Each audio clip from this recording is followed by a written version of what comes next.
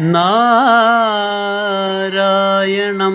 നമസ്കൃത്യ നരം ചൈവ നരോത്തമം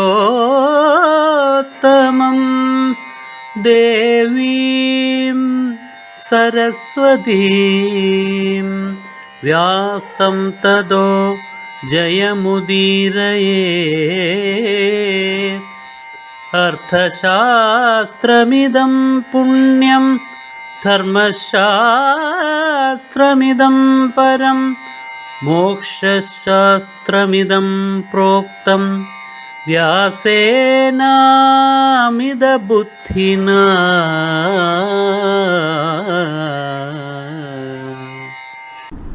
ഭീഷ്മനും ദ്രോണനും അതേപോലുള്ള കാരണവന്മാരെല്ലാവരും ഗുരുജനങ്ങളെല്ലാവരും സഭാഗ്രഹത്തിൽ വരും.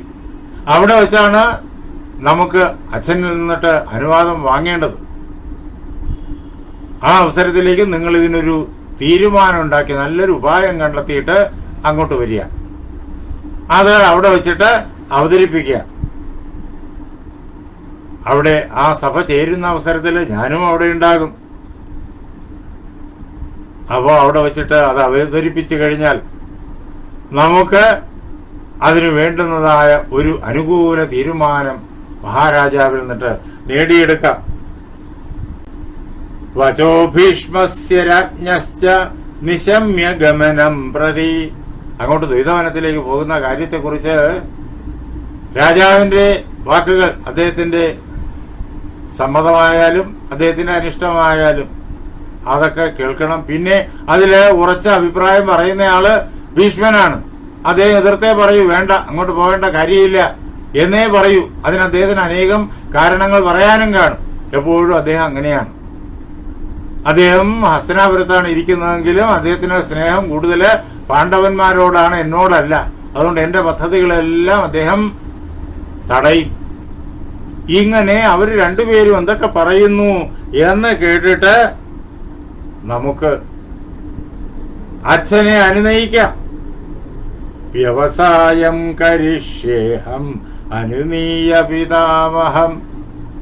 അങ്ങനെ പിതാമഹനെ അനുനയിച്ച്, അച്ഛനെ അനുനയിച്ച്, പിതാമഹനെ അനുനയിച്ച് അതിനു വേണ്ടുന്ന കാര്യങ്ങളൊക്കെ പറഞ്ഞ് അവരെ ബോധ്യപ്പെടുത്തി നമുക്ക് ഉടനെ തന്നെ ദ്വൈതവനത്തിലേക്ക് പാണ്ഡവന്മാരുടെ ക്ലേശം കണ്ട് സന്തോഷിക്കാൻ വേണ്ടിയിട്ട് പുറപ്പെടാം എന്നിങ്ങനെ ദുര്യോധനൻ കർണനോട് പറഞ്ഞു. ദുശാസനന്റെയും അതേപോലെ ശകുനിയുടെയും മുമ്പിൽ വെച്ച്. ഇത്രേ ആയതേ ഉള്ളൂ. കർണൻ പൊട്ടിച്ചിരിച്ചു. എന്താ ഉപായം അയാളുടെ മനസ്സിൽ തെളിഞ്ഞു കഴിഞ്ഞിരിക്കുന്നു. വളരെ വേഗതയാണ് അയാൾ കാര്യങ്ങളെല്ലാം കണ്ടെത്തുന്നത്. തതോ ദുര്യോധനം കർണഃ പ്രഹസന്നിതമബ്രവീത്. അപ്പോഴേക്കും ദുര്യോധനന്റെ മുഖത്ത് നോക്കി കളിയാക്കുന്ന പ്രകാരത്തിൽ ദുര്യോധനെ നോക്കിയിട്ട് കർണൻ ചിരിച്ചു. ദുര്യോധനെ നോക്കി ചിരിച്ചുകൊണ്ട് കർണൻ ദുര്യോധനോട് ഇങ്ങനെ പറഞ്ഞു. ഉപായ പരിദൃഷ്ടോയം തന്നിബോധജനേശ്വര. നാട്ടുകാർക്കെല്ലാം അധിപതിയായിരിക്കുന്ന അല്ലയോ രാജാവേ, ഞാനിതാ ഉപായത്തെ കണ്ടു കഴിഞ്ഞിരിക്കുന്നു. ഇത് പറഞ്ഞു കഴിഞ്ഞാൽ പിന്നെ മഹാരാജാവിന് പറ്റില്ല എന്ന് നിഷേധിക്കാൻ സാധ്യമല്ല. അദ്ദേഹത്തിന് അംഗീകരിച്ചേ പറ്റും. അത്ര ഒന്നാന്തരം ഉപായം എന്റെ മനസ്സിൽ തോന്നിക്കഴിഞ്ഞിരിക്കുന്നു. അല്ലയോ രാജാവേ, അങ്ങ് കേട്ടുകൊള്ളൂ. എന്താ ഉപായം എന്നറിയോ? ഘോഷാദ്വൈതവനേ സർവേ ത്വത്പ്രതീക്ഷാ നരാധിപ ഘോഷയാത്രാപദേശേന ഗമിഷ്യാമോ ന സംശയഃ. ദ്വൈതവനത്തില് ഘോഷകളുണ്ട്, ഇടയഗ്രാമങ്ങളുണ്ട്, ഇടയന്മാരുടെ കുടിലുകളുമുണ്ട്. നമ്മുടെ രാജ്യത്തിന്റെ മഹാധനമായിരിക്കുന്ന പശുക്കളെയെല്ലാം സംരക്ഷിക്കുന്ന അവിടെയാണ്. പശുക്കളെ വളർത്തുന്നതും പശുവിൽ നിന്നുള്ളതായ പാല്, തൈര്, വെണ്ണ, നെയ്യ് തുടങ്ങിയതായ പദാർത്ഥങ്ങൾ സംഭരിക്കുന്ന അവിടെ നിന്നിട്ടാണ്. ഇവിടേക്ക് നമ്മുടെ നാട്ടിലേക്ക് അതെല്ലാം കൊണ്ടുവരുന്നത്. മഹാരാജാവാണ് ആ ഘോഷയെല്ലാം രക്ഷിക്കുന്നത്.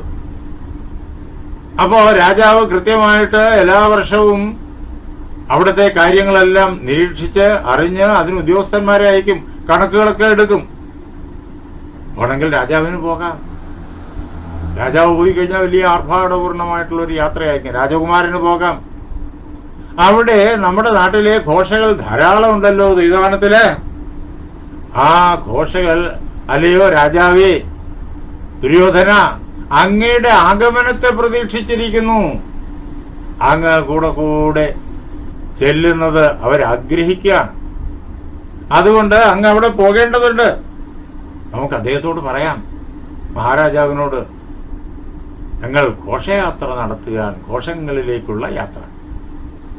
എന്തിനാ? അവിടെ ചെന്നിട്ട് അതിൻ്റെ എല്ലാം കണക്കെടുക്കാൻ, അവിടെയുള്ള ജീവിതത്തിന്റെ സുഖ സൗകര്യങ്ങളെക്കുറിച്ച് അന്വേഷിക്കാൻ, അവർക്ക് സംരക്ഷണത്തിന് ഇനി വേറെ ഏതെങ്കിലും വ്യവസ്ഥകൾ വേണമോ ഇത്യാദികളെല്ലാം പരിശോധിക്കാൻ, അതിനു വേണ്ടിയിട്ടാണ് പോകുന്നത് എന്ന് അദ്ദേഹത്തോട് പറയാം. അപ്പൊ പിന്നെ അദ്ദേഹത്തിന് നമ്മൾ തടയാൻ പറ്റൂലല്ലോ. ഘോഷയാത്ര ഏറ്റവും അനിവാര്യമായിട്ടുള്ള ഒരു ഭരണ പ്രവൃത്തിയാണല്ലോ. അതുകൊണ്ട് അദ്ദേഹം തടയില്ല.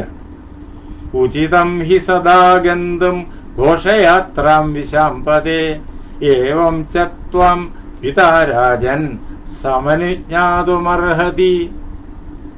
ഈ ഘോഷയാത്ര എന്ന് പറയുന്നത്, അല്ലയോ രാജാവേ, കൂടെ കൂടെ കൂടെ കൂടെ നടത്തേണ്ടതാണ്.